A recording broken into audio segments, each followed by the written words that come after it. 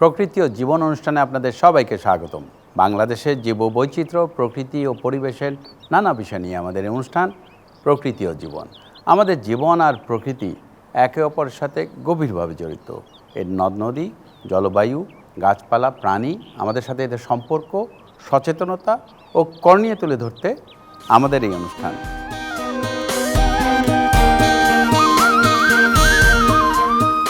বঙ্গোপসাগর জীববৈচিত্র্যের এক বিশাল ভাণ্ডার। এই সাগরের জলসীমায় মৎস্য সম্পদের পাশাপাশি অন্যান্য জলজ প্রাণীর বিচরণ রয়েছে। এদের মধ্যে সামুদ্রিক কাছিম অন্যতম। আমাদের আজকের পর্ব সামুদ্রিক কাছিম সংরক্ষণ নিয়ে। এ বিষয়ে আলোচনা করব ডক্টর কামরুল হাসানের সাথে। তবে তার আগে চলুন দেখে আসি প্রকৃতি ও জীবন দলের সামুদ্রিক কাছিম সংরক্ষণ নিয়ে কিছু তথ্য ও চিত্র।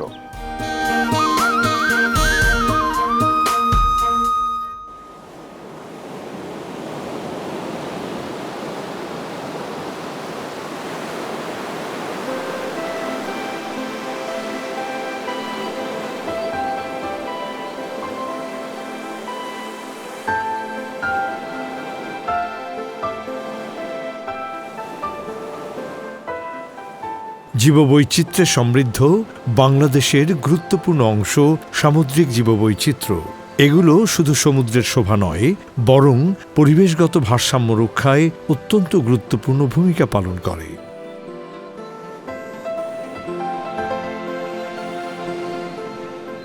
দেশের উপকূল ও সামুদ্রিক পরিবেশে বিভিন্ন প্রজাতির কাছিমের বিচরণ রয়েছে।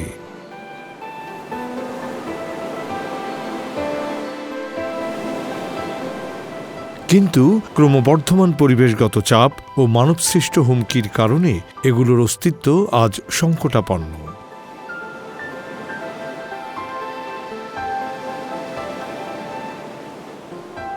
বাংলাদেশে মোট ৩০টি কাছিম ও কচ্ছপের প্রজাতি পাওয়া যায়।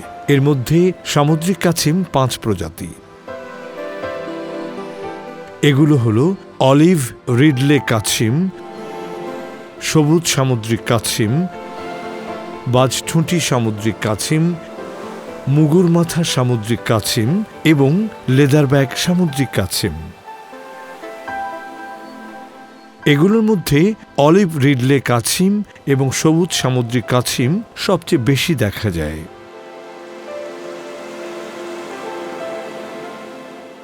অলিভ রিডলে কাছিমের পিঠের খোলস জলপাইরঙা বলে এটি জলপাইরঙা কাছিম নামেও পরিচিত। গ্রীষ্মপ্রধান দেশের উপকূলেই এই কাছিম বেশি দেখা যায়। গড় ওজন প্রায় ৫০ কেজি। প্রজনন মৌসুমে স্ত্রী কাছিম সৈকতের দিকে উঠে আসে ডিম পাড়ার জন্য।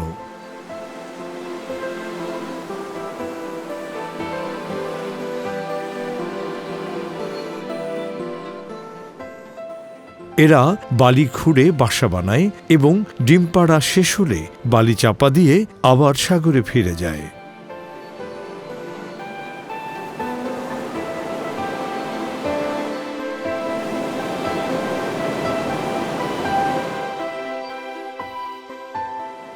বাংলাদেশের আরেকটি সামুদ্রিক কাছিম সবুজ সামুদ্রিক কাছিম।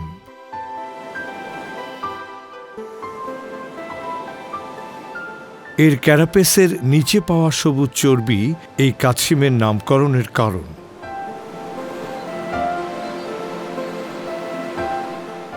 এর খাদ্য তালিকায় কেবল সামুদ্রিক ঘাস।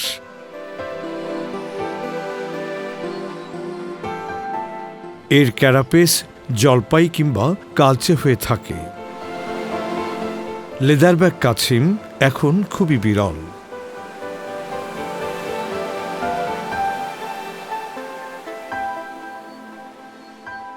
এই সামুদ্রিক কাছিমগুলো বাংলাদেশের উষ্ণ আর্দ্র জলবায়ু ও বিস্তৃত সামুদ্রিক জলজ পরিবেশের একটি বড় প্রাকৃতিক সম্পদ।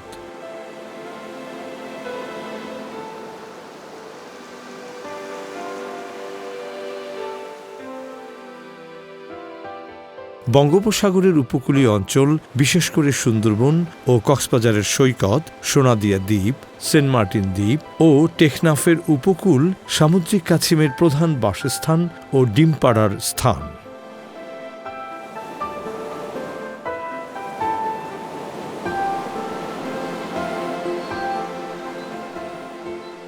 এখানে খাদ্য হিসেবে সামুদ্রিক শৈবাল, জেলিফিশ ও ক্রাস্টোসিয়ান জাতীয় প্রাণীর প্রাচুর্য রয়েছে।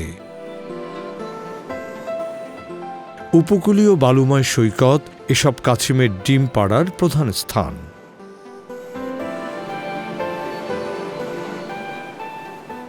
কক্সবাজারের ইনানি, টেকনাফ, সাবরাং উপকূল, সোনাদিয়া দ্বীপ, সেন্ট মার্টিন দ্বীপের সৈকতগুলোতে নির্জনতা, নরম বালি এবং উপযুক্ত আর্দ্রতা থাকার কারণে সামুদ্রিক কাছিম ডিম পাড়ে।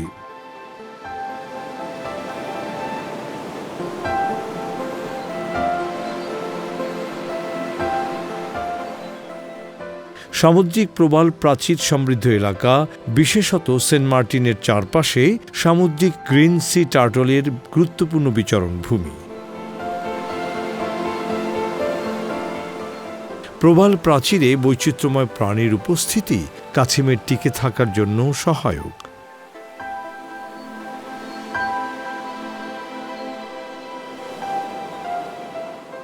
প্রবাল সমৃদ্ধ অঞ্চলগুলো সবচেয়ে জটিল ও বৈচিত্র্যময় প্রতিবেশ ব্যবস্থা।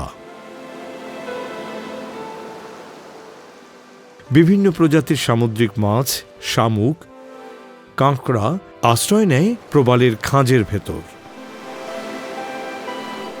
সামুদ্রিক পরিবেশের সুস্থতা বজায় রাখার জন্য কাছিমের উপস্থিতি অত্যন্ত জরুরি।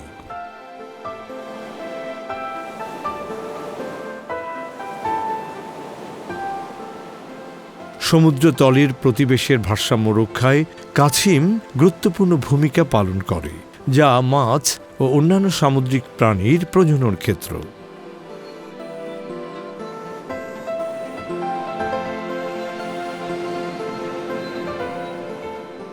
সামুদ্রিক জেলিফিশের সংখ্যা নিয়ন্ত্রণেও কাছিমের ভূমিকা আছে। সুতরাং সামুদ্রিক কাছিম না থাকলে উপকূলীয় ইকোসিস্টেমের ভারসাম্য ভেঙে পড়তে পারে।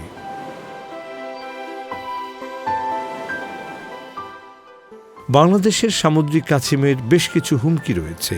এগুলোর মধ্যে অবৈধ শিকার ও ডিম সংগ্রহ, মৎস্য জালে আটকে মৃত্যু, সৈকতে পর্যটন কেন্দ্র, আলোক দূষণ, বালুচর কেটে নেওয়া এবং উপকূল উন্নয়ন প্রকল্পসমূহের কারণে আবাসস্থল ধ্বংস, প্লাস্টিক, মাছ ধরার পরিত্যক্ত জাল, তেল ও রাসায়নিক বর্জ্য দ্বারা সামুদ্রিক দূষণ এবং জলবায়ু পরিবর্তনের প্রভাব অন্যতম। সমুদ্রপৃষ্ঠের উচ্চতা বৃদ্ধি অনেক কাছিমের ডিম ছাড়ার স্থানকে হুমকির মুখে ফেলেছে।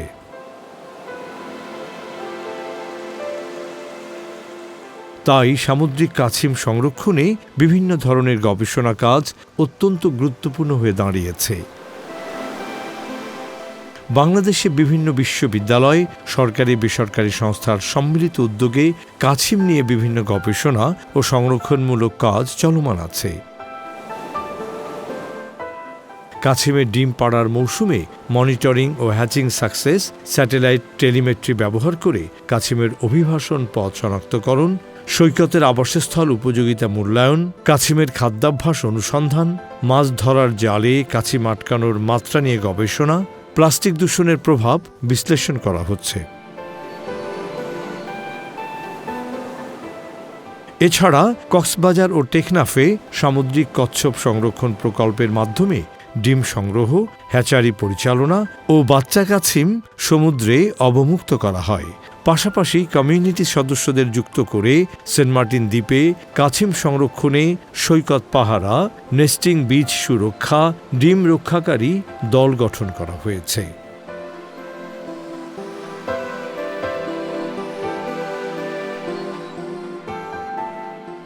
বাংলাদেশে কাছিম জাতীয় প্রাণী আমাদের নদী, জলাভূমি, বন ও সাগর প্রতিবেশের সুস্থতার সূচক।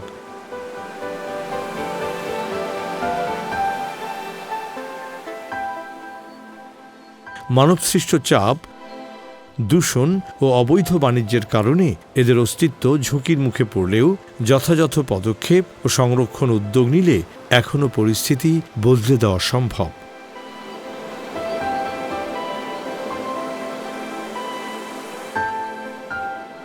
গবেষণা, সরকারি সংস্থা, স্থানীয় জনগোষ্ঠী এবং আন্তর্জাতিক সংস্থার যৌথ প্রচেষ্টা ইতিমধ্যেই আশার আলো দেখিয়েছে।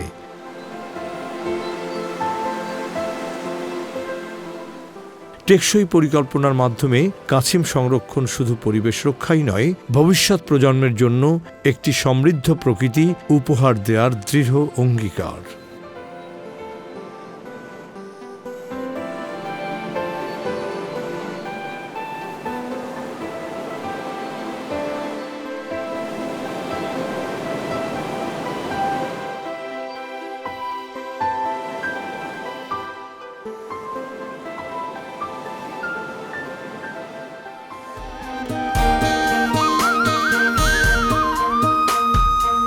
দর্শক মণ্ডলী, আমরা তখন দেখলাম সামুদ্রিক কাছিম সংরক্ষণ নিয়ে বিস্তারিত প্রতিবেদন।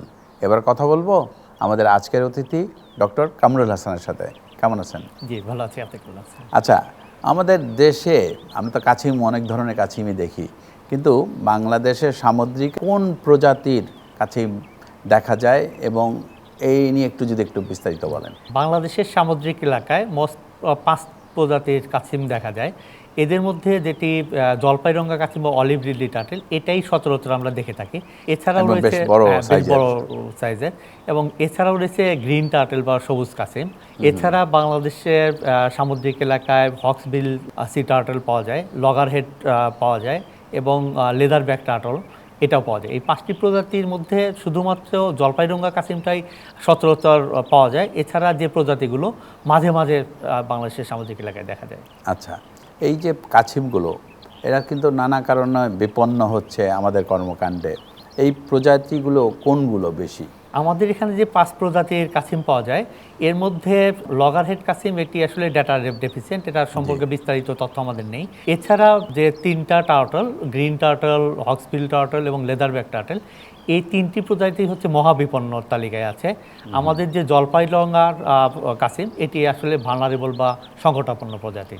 আর এই যে বিপন্ন হচ্ছে, মূলত কি কি কারণে এই বিপন্ন হচ্ছে এরা? আসলে সামুদ্রিক কাছিম বিপন্ন হওয়ার পিছনে বড় একটি কারণ হলো এদের যে প্রজনন স্থল বা ব্রিডিং হ্যাবিটেট, এই প্রজনন স্থলের উপর বিভিন্ন ধরনের মনুষ্য সৃষ্টি হুমকিগুলো দায়ী। বিশেষ করে সেন্ট মার্টিন এলাকাটা এই সামুদ্রিক কাছিমের জন্য অত্যন্ত গুরুত্বপূর্ণ। এখানে এই 5টি প্রজাতির কাছিমে বিভিন্ন সময়ে ডিম দিতে আসতো, কিন্তু বর্তমানে যেটা দেখা যাচ্ছে যে সেন্ট মার্টিনে যে পরিমাণ ট্যুরিজম হচ্ছে, এটা ধারণ ক্ষমতার বাইরে, এবং ট্যুরিস্টরাও যেটা করছেন যে ওনারা সচেতন না, যার ফলে দায়িত্বশীল ট্যুরিজম হচ্ছে না, এবং এখানে একের পর এক হোটেল মোটেল হচ্ছে। এতে যেটা সমস্যা হচ্ছে যে কাছিমগুলো যে সমুদ্র তীরে ডিম দিতে আসবে, এই ডিম দেওয়ার মতো জায়গাই কমে গেছে। দ্বিতীয়ত হচ্ছে, যখন তারা রাতে ডিম দিতে উঠে আসে, তখন তারা অনেক দূর থেকে যদি খেয়াল করে যে সেখানে অনেক লাইট জ্বলছে, অনেক বেশি আলো, এইসব জায়গায় তারা আসবে না। কিন্তু আমাদের হোটেল মোটেল এগুলো তো যে পরিমাণ হয়েছে, তাতে অনেক দূর থেকে অনেক লাইট দেখা যায়। এই লাইট পলিউশন একটা বড় কারণ। এছাড়া যেটা হচ্ছে আমাদের যে সামুদ্রিক যে দূষণ, সেই দূষণের ফলেও যেটা দেখা যায় যে এই সামুদ্রিক কাছিমগুলো যে খাবারগুলো খেত, এই খাবারগুলো তারা অপর্যাপ্ত পরিমাণে পাচ্ছে, যার ফলে বিভিন্নভাবেই সামুদ্রিক কাছিম হুমকির সম্মুখীন হয়ে পড়ছে। সামুদ্রিক পরিবেশ ব্যবস্থায় এসব কাছিমের ভূমিকা কেমন? সামুদ্রিক পরিবেশ ব্যবস্থার ভারসাম্য বজায় রাখার জন্য এই সামুদ্রিক কাছিম অনেক গুরুত্বপূর্ণ ভূমিকা পালন করে। কারণ এই সামুদ্রিক কাছিমগুলো এরা মাংসাশী, এরা অন্যান্য ছোট মাছ, ক্রাস্টেশিয়ান, মোলাস্কান, বিভিন্ন পোকামাকড়, আমাদের যে অ্যালগি বা শৈবাল, এদের উপর নির্ভরশীল। বিশেষ করে আমাদের গ্রিন টার্টল এবং হক্সবিল টার্টল, এরা যেটা করে, এরা জেলিফিশ খেয়ে থাকে, যার ফলে সমুদ্রের জেলিফিশের যে পপুলেশন, এটা কন্ট্রোলে রাখার জন্য এদের বড় ধরনের অবদান আছে। এছাড়া আমাদের হক্সবিল টার্টল, এটা যেটা করে, প্রবাল দ্বীপ বা কোরাল রিফ গঠনের জন্য এদের বড় একটা ভূমিকা আছে।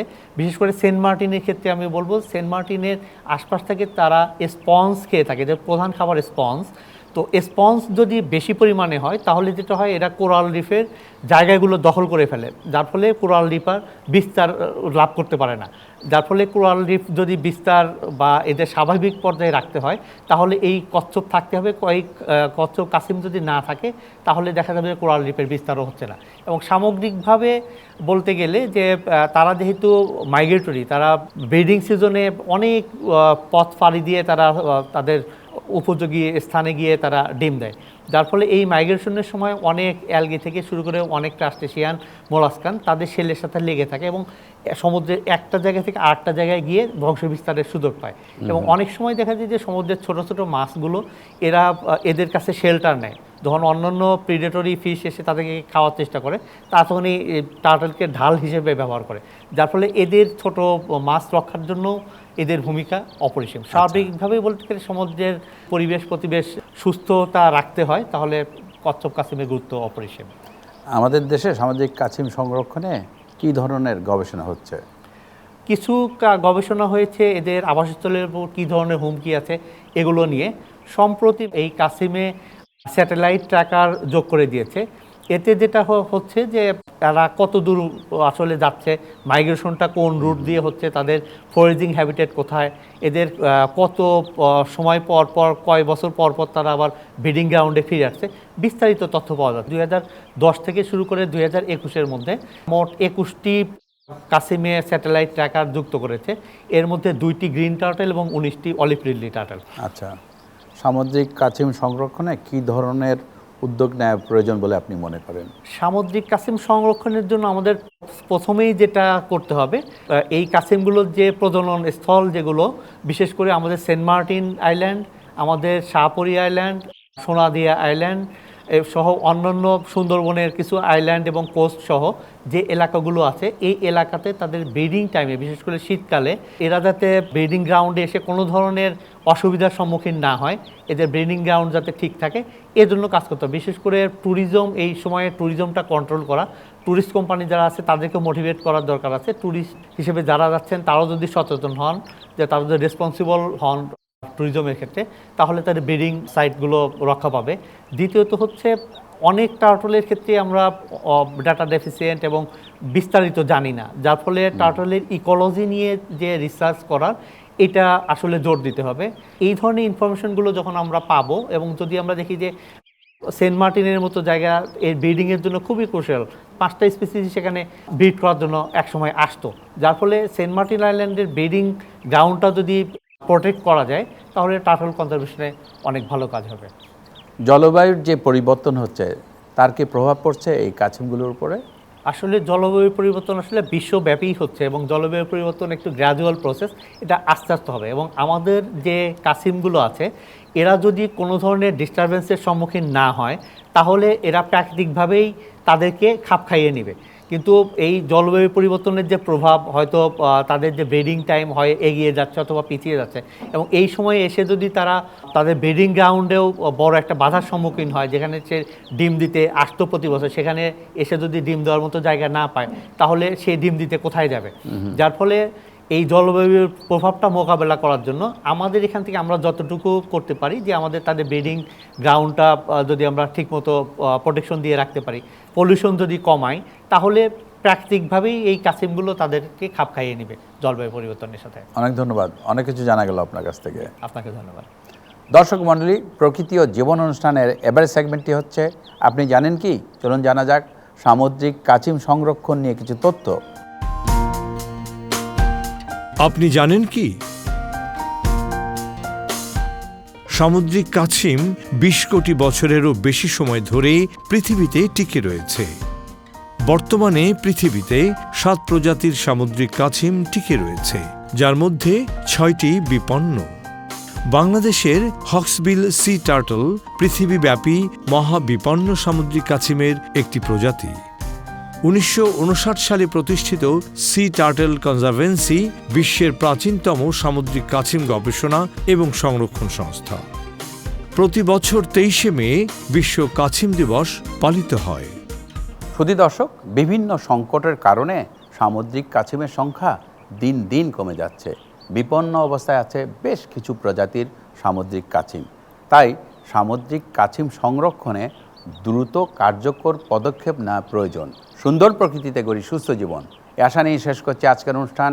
আপনারা সবাই ভালো থাকুন, সুস্থ থাকুন। ফুল পাখি লতা পাতা ঘেরা প্রকৃতি ও জীবন, ও সুন্দর পৃথিবী, মায়াময় প্রকৃতি, বাসবো ভালো সারাক্ষণ। চাই চাই চাই সুন্দর পৃথিবী চাই, চাই চাই চাই সুস্থ পরিবেশ চাই। ফুল পাখি লতা পাতা ঘেরা প্রকৃতি ও জীবন, ও সুন্দর পৃথিবী, মায়াময় প্রকৃতি, বাসবো ভালো সারাক্ষণ। এসো হাতে হাত ধরে শপথ করে সুন্দর সুস্থ পরিবেশ গড়ি, সুন্দর সুস্থ পরিবেশ গড়ি, সুন্দর সুস্থ পরিবেশ গড়ি।